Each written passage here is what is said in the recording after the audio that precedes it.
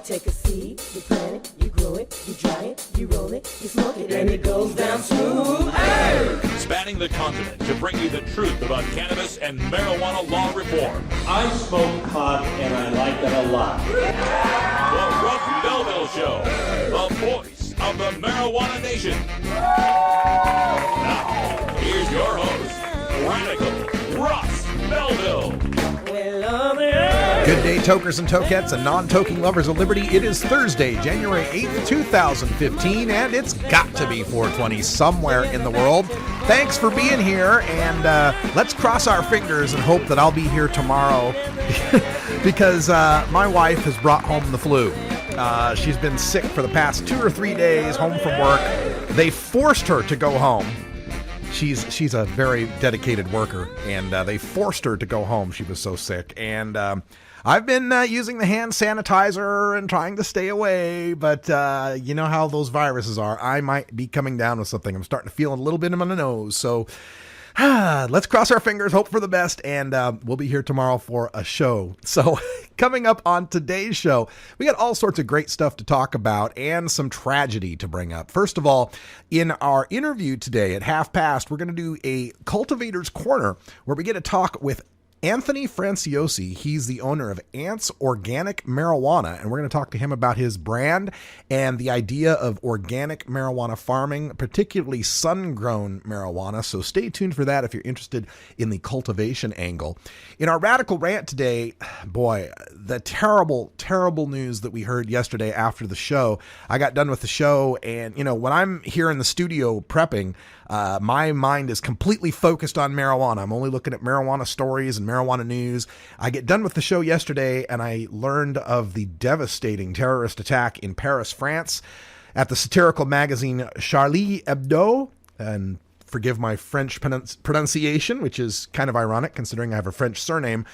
But three terrorists burst in, Islamic fundamentalists burst in and shot to death, I believe it was 12 people, over the magazine's satirical comics depicting the Prophet Muhammad. What does this have to do with marijuana? Well, it turns out that one of the suspects who's been caught has a lawyer, and that lawyer is already trying to frame his client as, quote, a pot-smoking loser, end quote. We'll talk about that when we get to the Radical Rant. Also on the show today, we'll have time for some drug war data mining. Yesterday, or actually 2 days ago, we brought up the 2-year report that was issued by Project SAM, Smart Approaches to Marijuana, the leading national anti-marijuana legalization group. One particular stat stood out to us, and that was the accidental ingestion of marijuana by youngsters in Colorado. Project SAM makes a big deal out of legalization causing a doubling in accidental pot ingestions. We're going to take a look at the statistics for accidental poisonings of children between the ages of 0 and 5 in Colorado, just to find out where pot poisonings rank on the list, if at all. Also on the show today, we'll go behind the headlines where in New York City, the police department there, NYPD, is still disrespecting Mayor Bill de Blasio. The latest turn in this saga is the fomenting of these rumors about the mayor's marijuana use, his alleged marijuana use. We'll talk about that and whether or not a mayor's use of marijuana should be something to be ashamed of. But of course, everything starts off today with the 420 radio news. And in the headlines today, we've got some news on the Washington, D.C. legalization campaign and how its opponents violated campaign finance laws. We've got the first venture capital firm from the mainstream to invest in the marijuana industry. We'll tell you who when we get to the news. Also, that trial going on in Colorado about the legality of hash oil, a good development from the judge there in the trial. We've also got another trial in the Southern District of Iowa where a college normal chapter is fighting for its free speech rights. And our final story, a fourth group. There's got to be more, right? There's 4 groups now in Ohio fighting to reform marijuana laws. We'll try to sort it all out when we get to the 420 radio news. And then stay tuned for Hour 2, Toker Talk Radio. We'll take your calls live at 971-533-7111. Stay tuned. We're back with the news right after this advertising break. You're tuned into the Russ Belville Show, the voice of the marijuana nation. 420 Radio, the home of marijuana experts. Sir, do you think there will or should come a time for us to discuss the possibility of legalization, regulation, and control of all drugs, thereby doing away with the violent criminal market as well as a major source of funding for international terrorism? Thank you so much for your time, Mr. President. Well, I think this is an entirely legitimate topic for debate. Name the time and place, Mr. President. Radical Russ has been prepping for this debate full-time since 2005. The Russ Belville Show.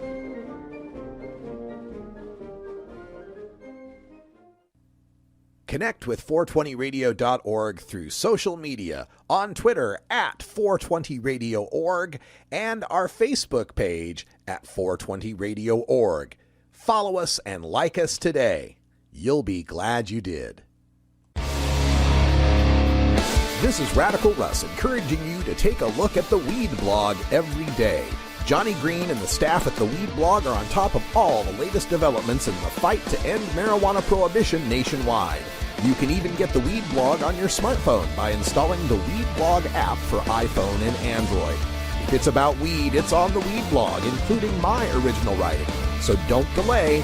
Read the Weed Blog today.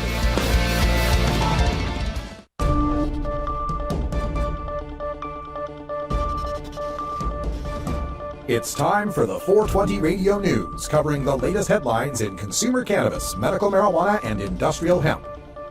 Transcripts of 420 Radio News are available daily on our website at 420radio.org. Now, here's Russ Belville with your marijuana headlines in 4 minutes and 20 seconds. This is your 420 Radio News for Thursday, January 8th, 2015. The opponents of Washington, D.C.'s marijuana legalization initiative, 2 is Enough D.C., were in violation of several campaign finance laws, including failure to officially register as a political committee, failure to file a financial report, and failure to include proper language on its campaign literature. According to the Office of Campaign Finance in Washington, D.C., the group, quote, may have begun as a blog, but it eventually became a full-scale political movement, which was required to register with the OCF, end quote, but it never did. Moreover, the OCF says that the group never filed a receipt and expenditure report, which any organization or committee raising funds for campaigning are supposed to do. OCF says the group's website explicitly solicited donations through a PayPal donate button and thus, quote, raises presumptions that it more likely than not collected contributions, end quote. The OCF recommended that organizer William Jones receive a fine of $2,000 for violating campaign finance laws. Founders Fund, a $2 billion company, made its name investing early in new companies like Facebook, Spotify, and SpaceX. But now it's betting on pot. Privateer Holdings, the company that owns Leafly and Marley Natural, announced receiving a multi-million-dollar investment from Founders Fund, the venture capital firm launched by early Facebook investor Peter Thiel, which it is billing as the first time an institutional investor has backed a startup in the cannabis industry. Founders Fund's contribution is part of a $75 million Series B round that Privateer is raising. It has already closed more than $50 million of that, and Privateer CEO Brendan Kennedy expects to wrap up the round in, quote, the next month, end quote. The plan is to use the funding to grow its existing services and eventually build up a suite of multi-billion-dollar marijuana brands. More than that, Kennedy and Privateer aim to prove that marijuana can be big business. A court hearing on Wednesday to determine the legal status of marijuana hash oil in post-legalization Colorado resulted in the judge turning up his hands and shrugging his shoulders in exasperation.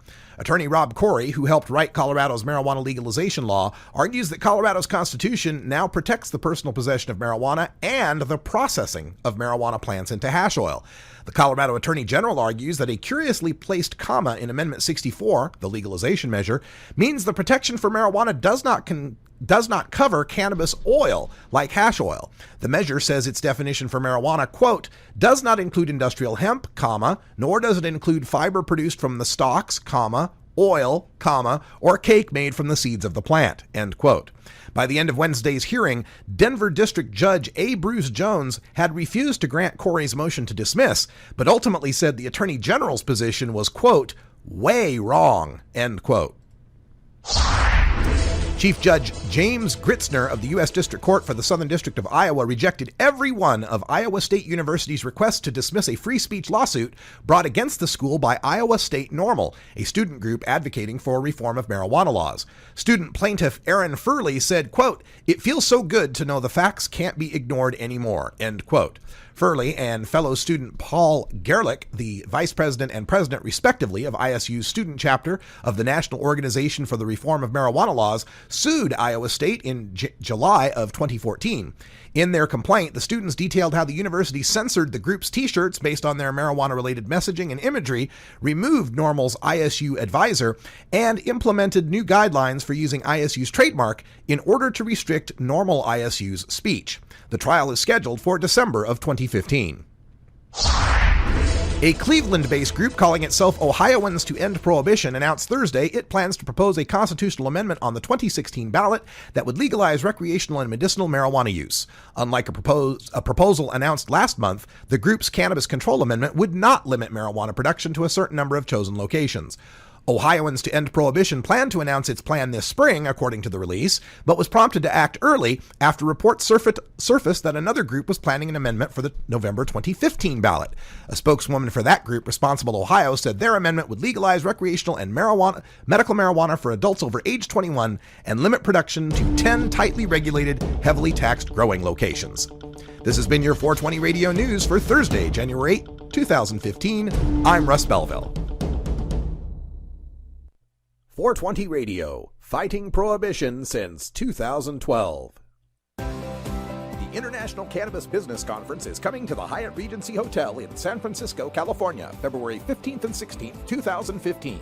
Don't miss this exclusive opportunity to hear from the experts on the future of marijuana commerce, including scientists like Dr. Carl Hart, Dr. Amanda Ryman, and Dr. Stanton Peel, policy experts like Ethan Nadelman from Drug Policy Alliance, Anthony Johnson from Oregon's Legalization Campaign, travel author Rick Steves from Washington's Legalization Campaign, and California legalization pioneer Dale Sky Jones. Business experts like Harborside Steve D'Angelo, RQ Group's Troy Dayton, and UFCW union leader Dan Rush. Cannabis journalists like Ricardo Baca, Steve Bloom, and Doug Fine, and California Republican Congressman Dana Rohrabacher, plus many, many more. Tickets are on sale now at internationalcbc.com, but hurry, last year's conference in Portland, Oregon was a sellout. International Cannabis Business Conference, San Francisco, California, February 15th and 16th, International CBC. Despite strong public support for medical cannabis, decriminalization, and legalization in Georgia, the state spends $121 million every year to arrest, prosecute, and imprison Georgians for simple possession. Each year, the state of Georgia spends less on driver services, agriculture, and forestry combined. What else can $121 million a year do in Georgia? With that much money, the state could hire and keep 3,000 more teachers, improve roads and bridges, provide tax relief for small businesses, repair aging sewage systems, or lower taxes. But right now, that's millions of dollars of your tax money wasted on failed enforcement. Tell your representative you're tired of wasteful spending and ask them to end cannabis prohibition. Join the conversation at www.peachtreenormal.org. Peachtree Normal is a proud affiliate of Normal, the national organization for the reform of marijuana laws. The Green Cross has been an amazing source of cannabis medicines for my pain management. Whether I need edibles or tinctures or topicals, I'm able to combine the 2 or 3 to give me really successful pain control. It's the delivery service that Green Cross provides is just incredible. You get your medicine and it's delivered by a person that you trust. Whether we come to you or you come to us, the Green Cross delivers.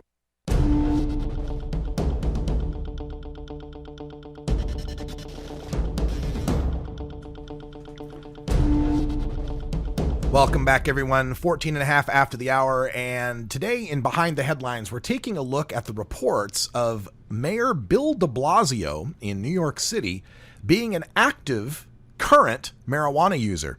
A piece coming from Gawker.com. The Bill de Blasio marijuana rumors are coming from cops, and for the entire time that Mayor de Blasio's been in office, he's been dogged by these rumors that he and his wife consume marijuana. that they are current marijuana consumers. Now, when he was in a press conference yesterday, speaking to the Daily Caller, Mayor de Blasio said, quote, "I haven't smoked marijuana since I was at NYU, New York University," end quote. And he denied that he ever smoked weed at Gracie Mansion. Gracie Mansion's the official residence of the New York mayor, right? It's like the governor's mansion or the White House for the New York mayor, basically, Gracie Mansion.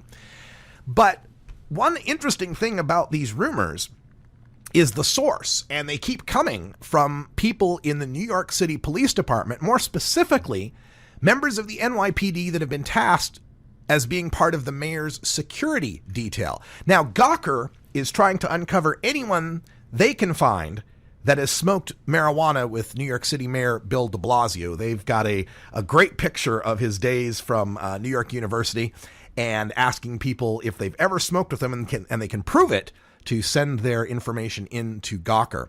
But over the past year, many people have brought up these rumors, and the details are fairly consistent about the rumors.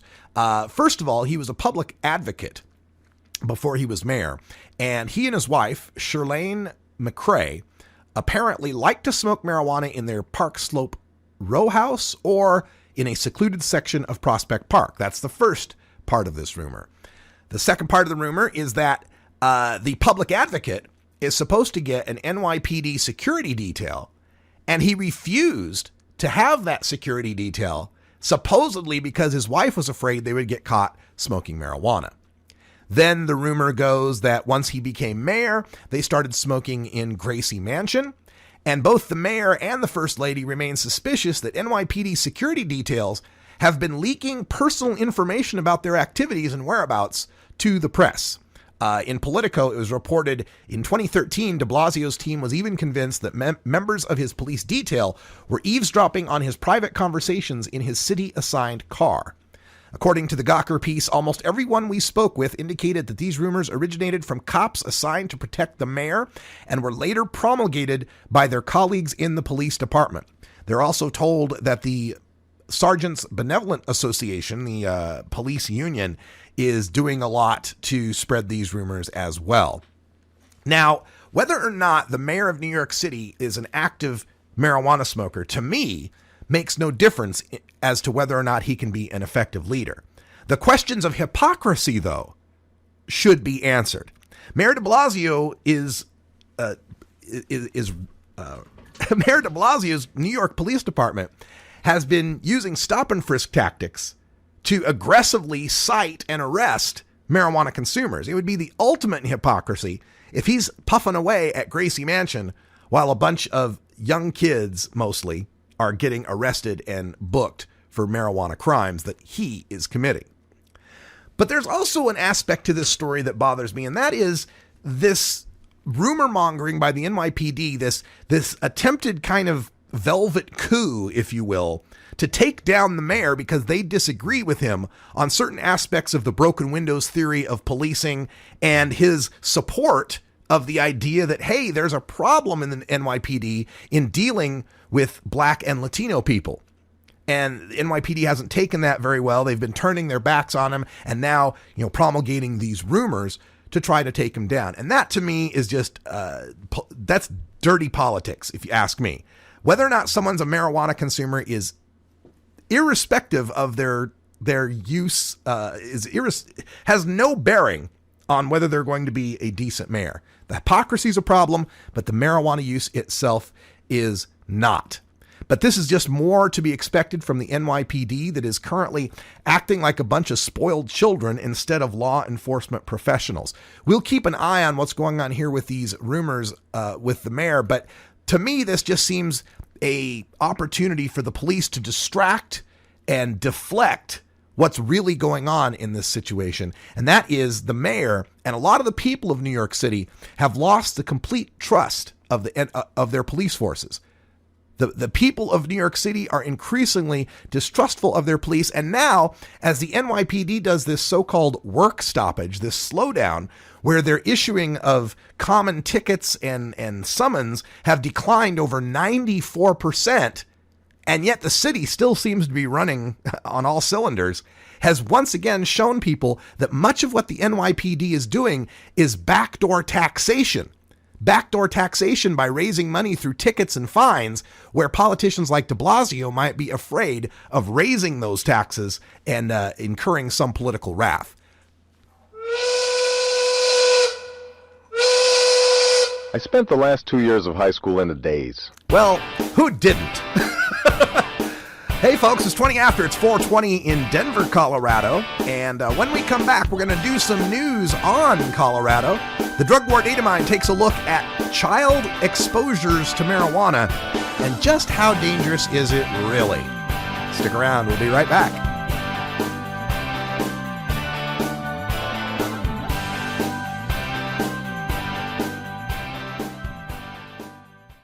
420 Radio, your ticket to the Boston Freedom Rally. Get.Buzz. .Buzz is the internet platform that fuels community interest, excitement, and new experiences. .Buzz is the premier online destination for internet users seeking the latest news on a variety of topics. .Buzz appeals to groups active in blogging, communications, journalism, advertising, and marketing. .Buzz offers registrants a stronger alternative to the shrinking namespace of existing top-level domain names, such as .com, .net, and .org. Get your name now at get.buzz. Fun.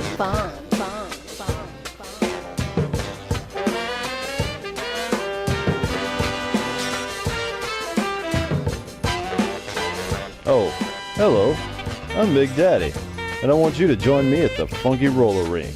We're partying hard over here, baby. So stop on by, check out the funky grooves, and shake your booty too. Don't get in too deep, brother. Don't get in too heavy. Don't get so you can move about whenever you get ready. Hey tokers and tokettes, Radical Russ here for the Canador, a practical solution to keep herbs from drying. The Canador is the perfect airtight storage system for your fine herbs, from the half-inch thick walnut and cherry wood construction, clear-top perforated jars for storage, and the humidity bead system that keeps your herbs at a perfect 65% relative humidity. I keep all my herbs in the Canador, and you should too.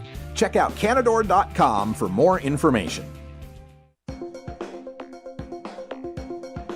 Arguing for the end of adult marijuana prohibition is easy because we have facts, science, reason, compassion, evidence, truth, and logic on our side. It is even easier when researchers catalog it all for us. Learn how to gather the facts on marijuana use, arrests, seizures, rehabs, drug tests, and more in this edition of Drug War Data Mining. Welcome back, everyone. Almost 23 after the hour. And today in the Drug War Data Mine, we're following up on something from Tuesday where the folks at Project Sam, Kevin Sabet and his minions, are raising the alarm about accidental ingestions of marijuana by children. And I thought I would give you a look at this just so we can review what the scare was here. Let's switch over to the display here. And in their report, here's the report from Project Sam, accidental ingestions by children. And they give us a nice little graph here of the number of kids that were sent to the ER for accidental marijuana ingestion. And their data shows that from 2008 through 2011, on an average year, 4 kids would go to the ER for marijuana ingestion. In 2013, after 1 year of marijuana legalization but without commercial sales, that rose to 8 accidental ingestions. And then in 2014, as they like to point out, in just the first half of the year, there were 14 accidental ingestions. As they put it, at least 14 children had already been sent to the ER in the first half of 2014 for accidentally ingesting marijuana products. That's more than doubling from the year before. So we're all supposed to be terrified about this. What about the children and the fact that they might ingest some marijuana? But let's point out that the ingestion of marijuana by a child is not going to kill the child. It may be uncomfortable. It may be an hour or two that you have to keep that kid in the ER or keep that kid under observation. But he's going to recover from that. I thought it would be interesting to put this in perspective and to find out exactly how much marijuana figures into the things that kids are getting into and going to the hospital for. So for that, we turn to some information here from the Colorado RMPDC, the Rocky Mountain Poison Center. And they show that in this particular graph that and this is all data from 2011, so this is prior to legalization, but still illustrative, that from age 0 to 5, there were 22,048 accidental ingestions, exposures, what they considered poisonings in the state of Colorado. And of course, that dominates the age group of people that get poisoned. People 6 to 12, there were fewer than 2,500. Age 13 to 19, also very few. And for all adults 20 and older, there were only 15,000 of these poisonings in 2011. And taking a look at the top 10 list is also illustrative, I think. We have a top 10 list for human exposures, and that list shows us that analgesics, painkillers, are the number one thing people are exposed to that takes them into a poison control center. Things like Tylenol, aspirin, Advil, and so forth. 6,351 exposures in 2011 alone. The rest of the top 10 for adults brings us cosmetics, cleaning substances, sedatives, foreign bodies, antidepressants, topical preparations, antihistamines, cardiovascular drugs, and alcohol. And those were over 1,000 for all of those, over 3,000 for the top 3, over 6,000 for number 1. That's among adults. As we move down to the list of top 10 most common poison categories for children 0 to 5 years old in Colorado for 2011, we find once again analgesics at the top of the list with 2,800, cosmetics 2,600, cleaning substances about 1,500, topical preparations about 1,000, foreign bodies like sticking a toy or an M&M or a Lego up your nose or something like that, 911, antihistamines 827, vitamins 739, gastrointestinal preparations 678, plants 641, and pesticides 617. So the 14 marijuana ingestions for the first half of 2014, maybe we could extrapolate that out to 28 for the entire year, comes nowhere close to being on the top 10 list of things that are sending kids to the ER for poison. And nobody is suggesting that we ought to ban analgesics or cosmetics or cleaning substances. It's expected that the adults in those households are to put the cleaning substances where the kids can't get them, put the vitamins in the antihistamines and the analgesics in the medicine cabinet, and so forth. Why is it when we have 22,000, more than 22,000 poisonings of children, we consider those to be accidents? We consider those things to be the responsibility of the adults to deal with, to keep their kids away from. But when it comes to 28 marijuana ingestions, that calls for all sorts of bans and maybe even a recriminalization of marijuana. I would posit that there have actually been more than 4 accidental ingestions of marijuana by kids in Colorado in those years of 2008 through 2012. I would posit that during those years that marijuana was not legal, a parent who left their weed out or their cookie or brownie and had their kid get into it was far less likely to want to then take their kid to the hospital where they could get busted for having marijuana in their home, for being marijuana consumers. The fact that we're seeing more reporting of kids ingesting marijuana could very well be just the fact that people are more comfortable reporting that their kid has ingested marijuana and aren't as afraid anymore of having their parental rights terminated if they take their kid to the hospital. 420 Radio, freeing your mind 24 hours a day. The law offices of Omar Figueroa would like to remind you to stand up for your rights. If you are detained or arrested, treat law enforcement with respect and stand up for your rights by repeating, "I respectfully invoke all of my legal and constitutional rights. I do not consent to any search and seizure. I want to remain silent, and I want to speak with my attorney." Please contact the law offices of Omar Figueroa at 415-489-0420 or 707-829-0215 or on the web at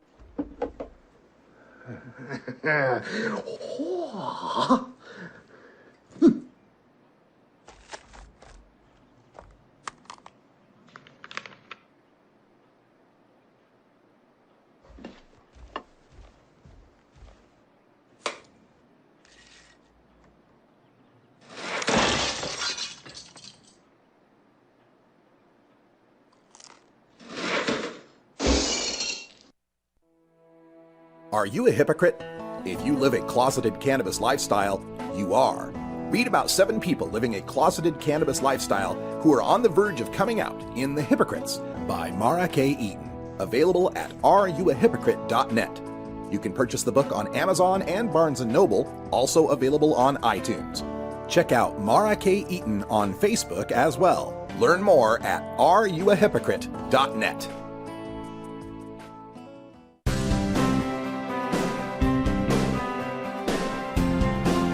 They say marijuana grows like a weed, but growing high-quality marijuana takes more than just throwing a seed in the ground.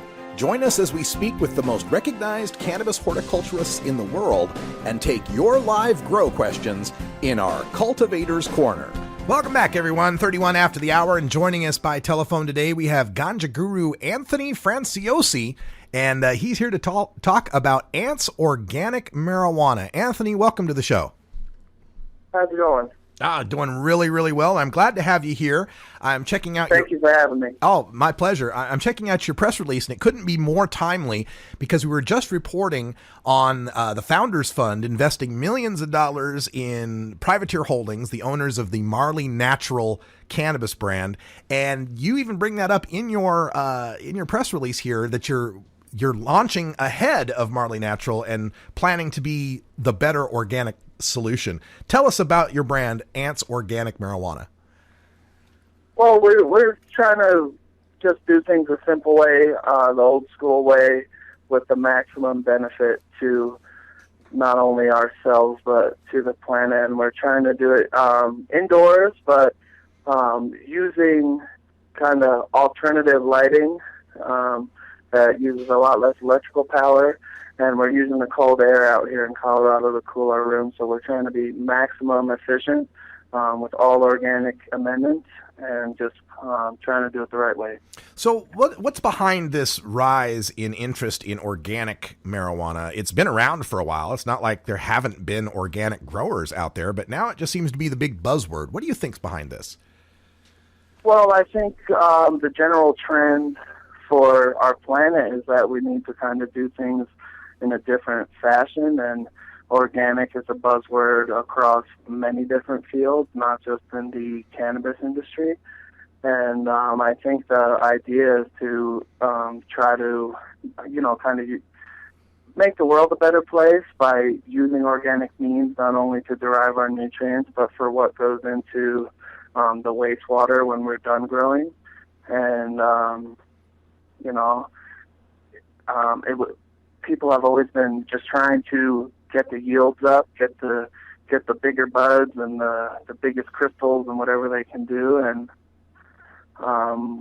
what we're finding is that the organic methods are actually producing a much higher quality, taste-wise, resin-wise, and are a better medicine for the people who are in need of this medicine, not just for recreational purposes, but for serious illnesses. Yeah, and a lot of the marijuana that's being grown, especially indoors these days, is being grown hydroponically, and a lot of people will point to some benefits of that, cost-wise, or even what they're producing as being a better bud. Why would you?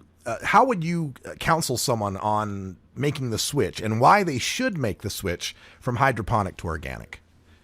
Well, there's a lot of really good hydroponic growers out there who are using organic means.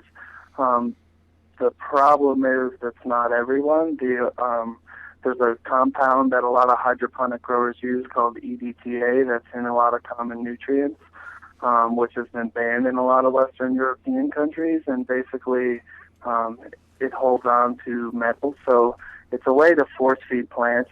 It's a synthetic chelator, which basically it force feeds nutrients to the plants. And in a soil-grown environment, we put beneficial bacteria in the soil, which reaches out to nutrients in the soil and creates a relationship, which then feeds the plant exactly what it needs. And it's a 100% organic process rather than a kind of force-feeding type of idea, which can produce great results also. But we just feel that the organic methods are producing a superior quality product. I've got the advantage of getting to sample a lot of different marijuana from some of the best growers on the planet. And one thing I found about organic marijuana, soil-grown marijuana, is a more kind of it's beefier. It's got a better taste. It's savory. I don't know the proper words maybe to describe it. Whereas I think distinct might be a good term that I like to use for organic stuff, because what we're trying to do is let the genetics speak for themselves and allow the true, honest characteristics of the genetics come out. And I think organically is the way to go if you want that to happen, because we're just allowing the plant to express itself in its natural environment the way that it's been grown for thousands of years. Excellent. We're speaking with Anthony Franciosi from Ants Organic Marijuana. Our call-in number is 971-533-7111 if you've got questions about organic marijuana cultivation. We've also got our chat room open, and we've got a question from one of our listeners in Idaho who wants to know how are clones with organic? Does cloning work well with organic plants as it does hydroponics? Hydroponic cloning, basically the only difference is, in my mind, is whether or not you use growth hormones. There's so many products out there to help you with cloning. For my organic techniques, I use an aeroponic system. It's a homemade aeroponic system, and I use nothing but water.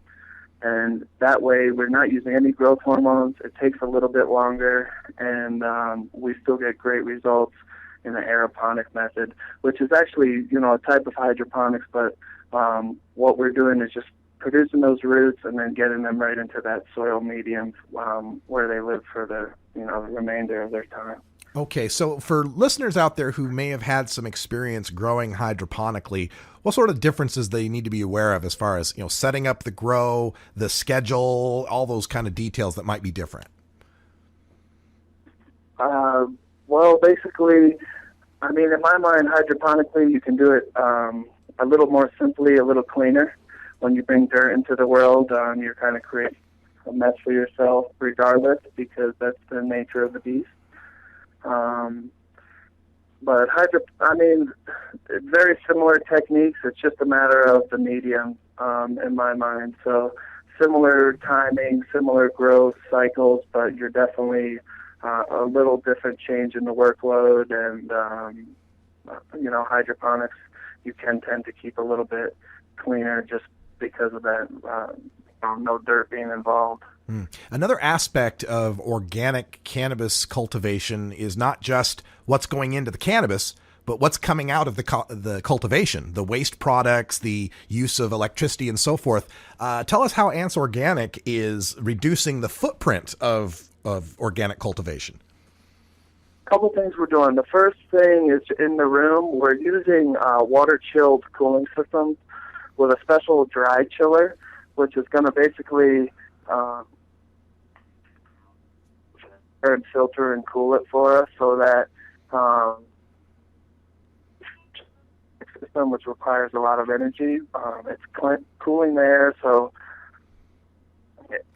we're basically using the environment that we live in. I'm in northern Colorado, which is a pretty cool climate most of the year, so it's allowing us to save energy on the grid that way. The other thing that we're doing is using a new light-emitting ceramic technology, which basically uses 30% less electricity than a traditional indoor light that's being used right now, similar to LEDs in their footprint usage. That's interesting to me. We're doing. I was going to say that's interesting. That's interesting to me is that I was reading through the press release here, and it was the first time I'd seen the acronym LEC lighting, and I had to look it up. A light emitting, what was it again? Light emitting ceramic. Light emitting ceramic. How does that work? Basically, it's a traditional metal halide bulb, but through new technology, metal halide bulbs in the past had to use magnetic ballasts.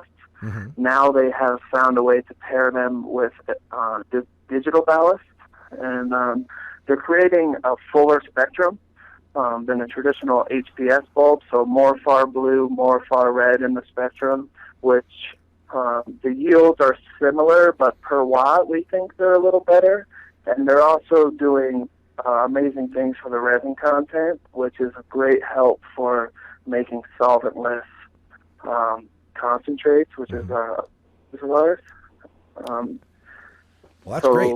And now you're in northern Colorado. Of course, Colorado's the hub of cannabis commerce that's going on, and things are exploding pretty quickly as far as the development of the industry and the standards and so forth.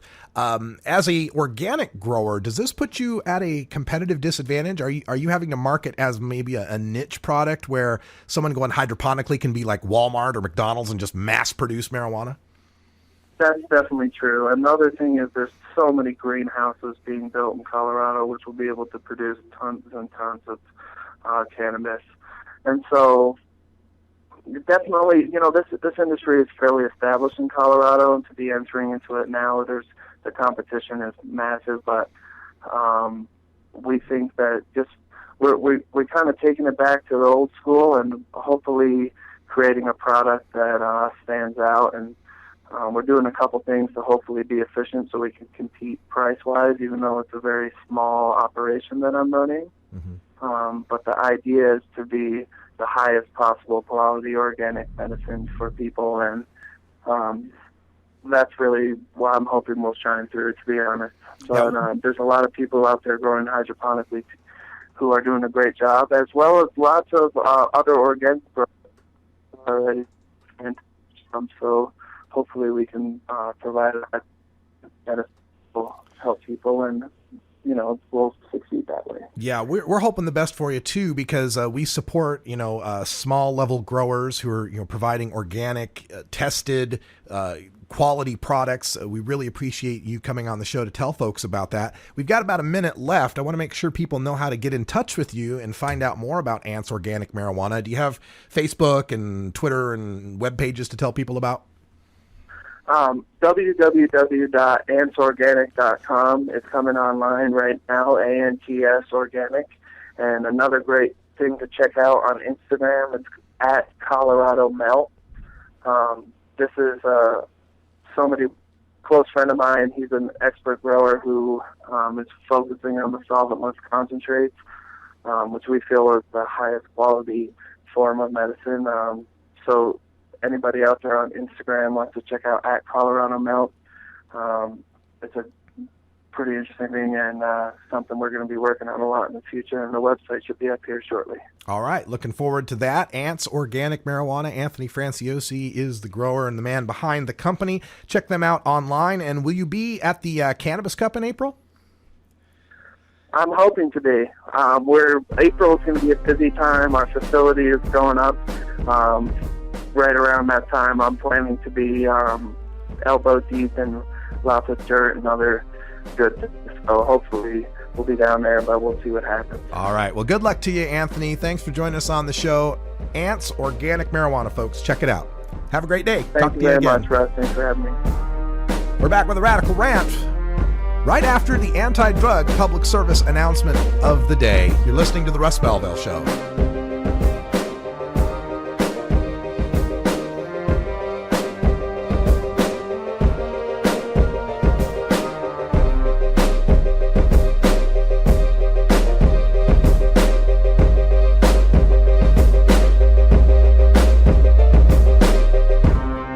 You're tuned into the Russ Belville Show, the voice of the marijuana nation. 420 Radio, your ticket to Seattle Hemp Fest. Are you in the market for portable vaporizers now? Get online to vapes.buzz, the quick and easy link to portablevaporizers.now.com. Vapes.buzz has everything you're looking for, including vape pens, herbal vaporizers, e-juice, parts, accessories, and more. Visit vapes.buzz and save 5% instantly, or give them a call at 866-264-2415. Vapes.buzz. Get vaping, baby!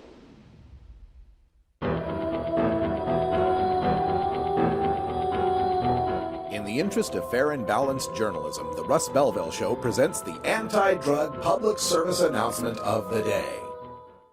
Oh, hey everybody, it's me, Mr. Belville. And you know, when you're in the entertainment business, you have to be traveling coast to coast all the time. Say, Mr. Bill, you've got a long trip ahead of you.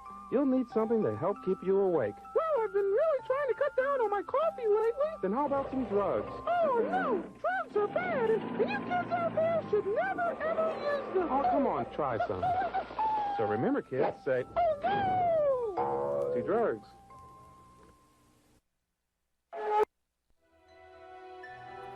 This has been the anti-drug public service announcement of the day. To cure this sort of reefer madness, listen to the Russ Belville Show every weekday on 420radio.org. When you are starting up a medical cannabis business, you want a fired-up lawyer who understands the needs of cannabis consumers. The law office of Lauren Vasquez is your fired-up lawyer for the cannabis industry. Visit her website, fireduplawyer.com, or call 1-855-MMJ-LAWS for more information. That's 855-665-5297 for Lauren Vasquez, your fired-up lawyer, or email fireduplawyer@gmail.com. We must wage what I have called total war against public enemy number one. I support a change in law to end federal criminal penalties for possession of up to 1 ounce of marijuana. That marijuana, pot, grass, whatever you want to call it, is probably the most dangerous drug. Some think there won't be room for them in jail. We'll make room. I experimented with marijuana a time or two, and I didn't like it and didn't inhale. One major responsibility is to encourage people to use less drugs. Entirely legitimate topic for debate. Radical Rant.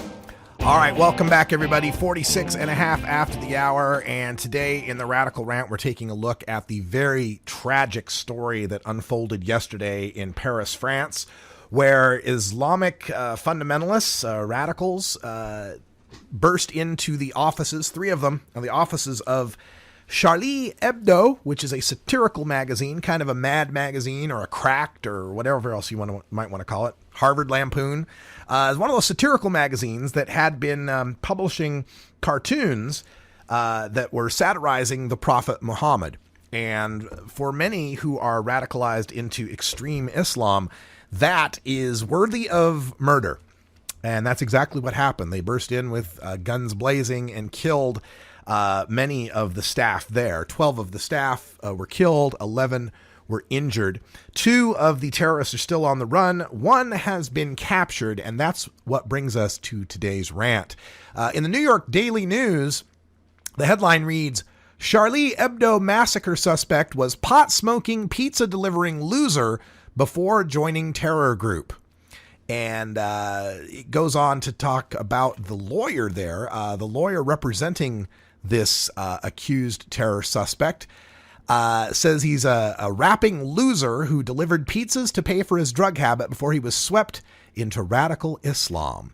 The then 22-year-old clueless kid frequently smoked pot and held a job at a pizza joint to pay for his drugs. Now, this really captured my attention because of the previous terrorist attack that was on our soil, the Boston Marathon bombings of a couple years ago, where immediately the Tsarnaev brothers, the suspects in that case, their marijuana use was brought up as well.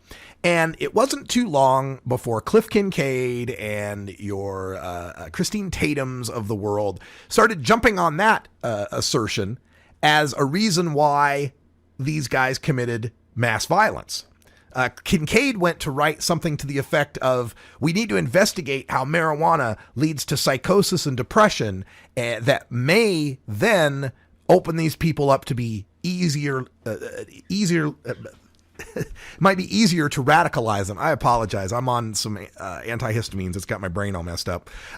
But it might be easier to indoctrinate these guys into radical Islam because they're pot smokers. And this, of course, is ludicrous and offensive.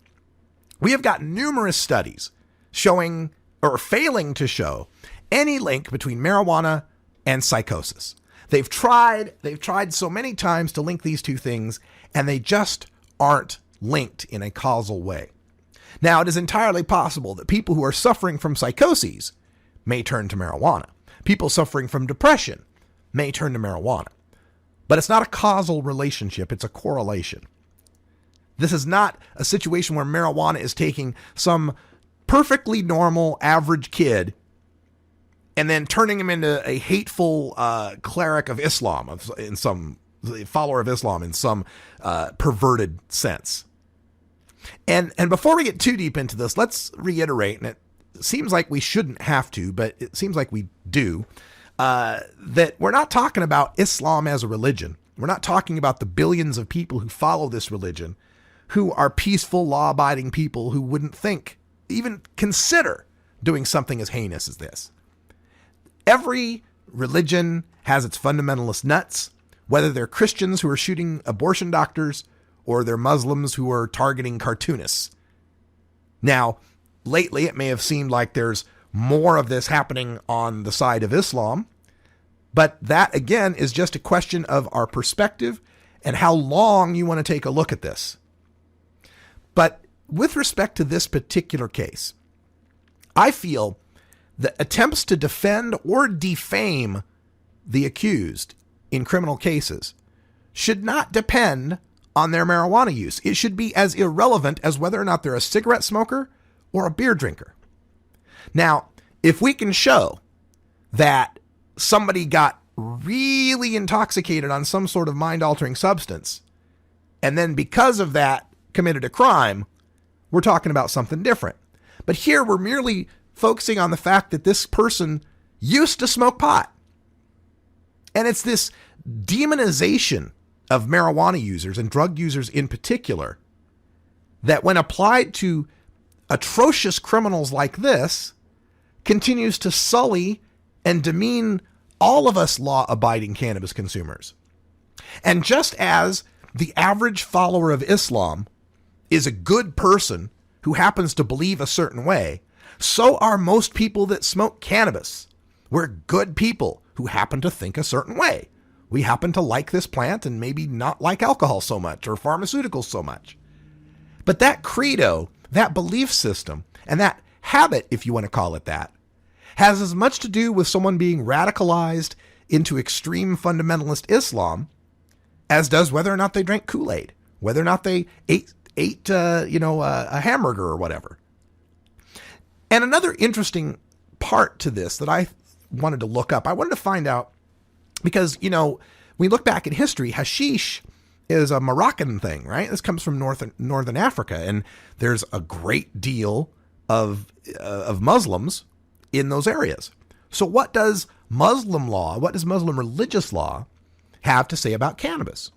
And I looked this up. And this is from the website Islam Question and Answer. And I believe the person writing this response is Sheikh Mohammed Salih Al-Munajid. I don't know if I've pronounced that right. But according to the Sheikh, hashish of all types is haram. H-A-R-A-A-M. That's their word for forbidden, right? It's haram. It's forbidden, whether it's marijuana or any other type.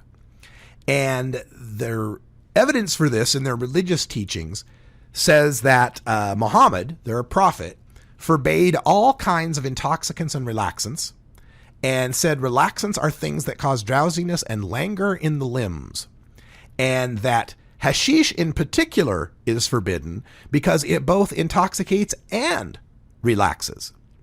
So it's kind of ironic that the lawyer here would be defending his radicalized Islamic suspect by calling him a former pot-smoking loser when pot smoking is completely forbidden by Islam. It's against their Sharia law. The Sharia law forbids the consumption of drugs and intoxicants because of the great harm they cause to the mind, soul, family, and society. And the Sheikh continues by saying, as for stress and anxiety, you may rest assured that the remedy for them is not to be found in smoking hashish or any other haram thing, and so forth.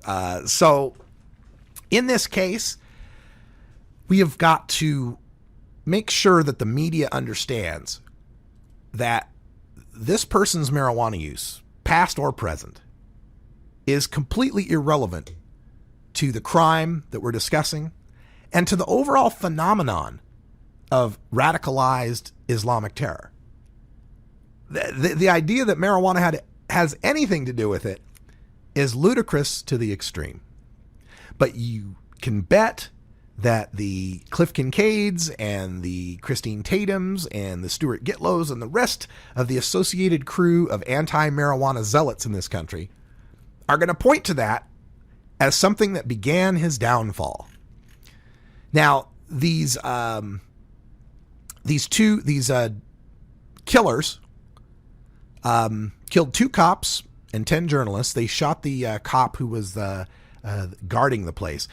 This Charlie Hebdo has actually been the victim of previous assaults by Islamic militants. They've been firebombed. There have been threats issued against them.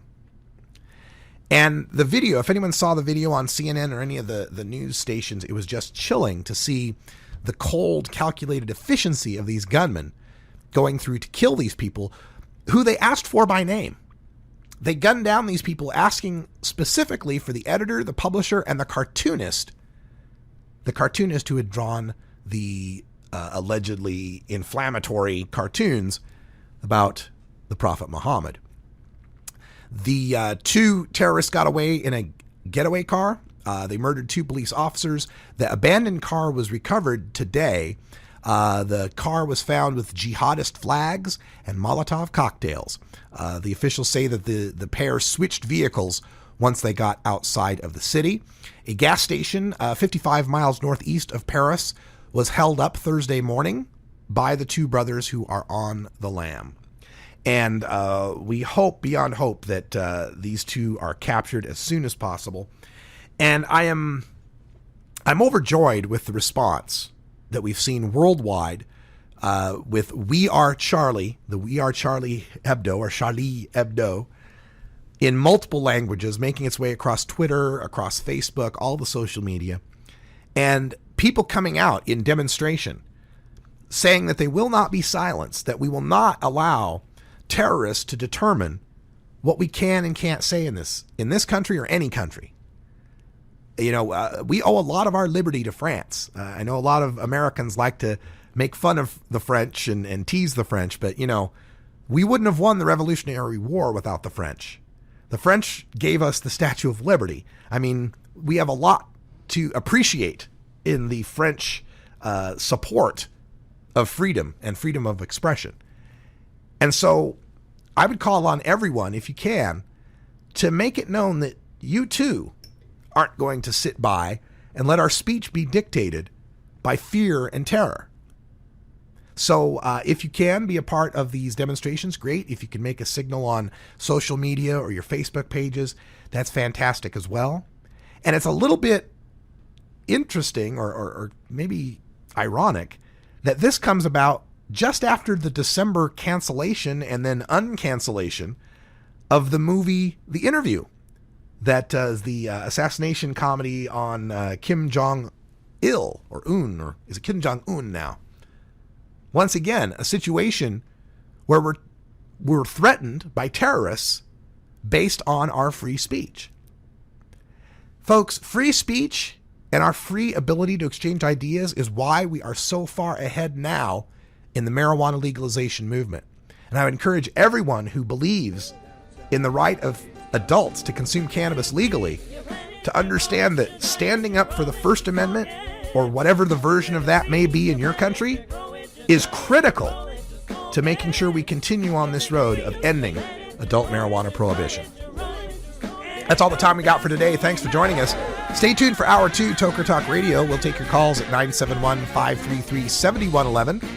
For everyone here at 420radio.org, I'm Radical Russ Belville. Thanks for being here. Check out my blog at radicalruss.com. You can also follow me at Radical Russ, just about everywhere on social media. Thanks, everybody. Talk to you in a minute. And until next time, take care of each other, tokers.